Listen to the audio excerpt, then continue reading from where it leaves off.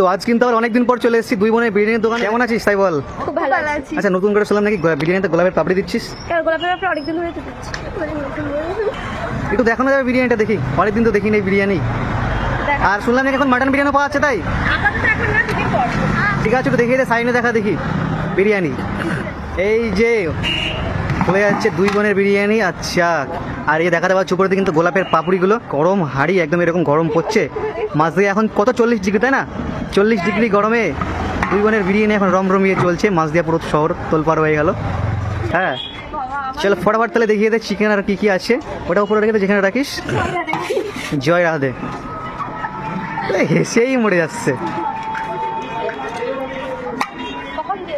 আচ্ছা, এগুলো কি আগের হাঁড়িগুলো নাকি? নিচ থেকে দেখা, নিচ থেকে দেখা। আরে সুন্দর কিন্তু একটা অ্যারোমা আসছে গোলাপের পাপড়ির, আর কি বলবো বাইরে ভাই। এই চলে আসছে দুই বোনের বিরিয়ানি চিকেন। আচ্ছা, এখন কি মাটন বিরিয়ানি অ্যাভেলেবেল আছে?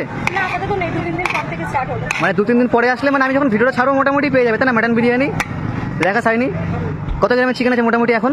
80-90 গ্রামের কাছে। আচ্ছা, জিজ্ঞেস করছি সাইনিকে অ্যান্সার দিচ্ছে, শুনাইনি ব্যাপারটা কি? ব্যাপারটা হচ্ছে আমি জানো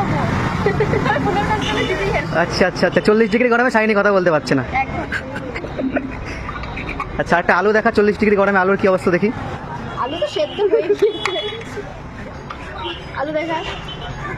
আচ্ছা যাই হোক, মোটামুটি এই জায়গাটা কথা বলে রাখি, ভিডিও করে কিন্তু দেখুন লাভ ডাব হয়েছে মোটামুটি, দোকানে সেল টেল বেড়েছে আগের থেকে। পার্সেল। এই যে অক্ষয় দা, দুই বোনের বিরিয়ানি। হ্যাঁ দেখেছিস? আরে শাবাশ, প্রথম কাস্টমারে কি লেগ পিস পেয়ে যাচ্ছে নাকি? একদম। আমরা আগে এসেছি প্রথম। কোথায় বাড়ি তোমার? আমাদের বাড়ি মহাকুলে, অনেক দূরে, এখান থেকে 30 কিলোমিটার। মহাখোলা। আচ্ছা, এখন ভাইরাল ছিল না দিদিরা, এখন আমরা খেয়েছি, আমি আমার বন্ধু। তো সাইনি কত নম্বর হারিয়ে যাচ্ছে এটা? 3 নাম্বার। সেটা 60 টাকা প্লেট রেডি হচ্ছে, তাই তো? কি এটাই আলু। বাহ বাহ।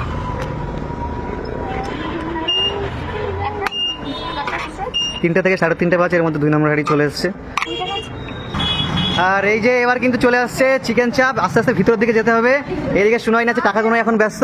আর এই যে সাইনি কিন্তু এখন কি রে, চিকেন চাপ কি এত শেষ হয়নি নাকি? প্রায় শেষের কাছে। কি বলছিস? মোটামুটি প্রায় শেষের কাছে। আচ্ছা, আর সবই তো দেখতে পাচ্ছি লেগ পিস। একদম লেগ পিস। দর্শকরা এত পছন্দ করছে সেজন্য সবই লেগ পিসই রাখছে। আচ্ছা আচ্ছা আচ্ছা আচ্ছা আচ্ছা, এখন কত গ্রামের চিকেনটা হচ্ছে? 80-90। 80 থেকে 90। আমার তো দেখে মনে হচ্ছে তার থেকে বেশি হবে। যে লেগ পিসটা বের করছে এটা 100 গ্রাম প্লাস হয়ে যাবে তো মনে হচ্ছে। 80-90।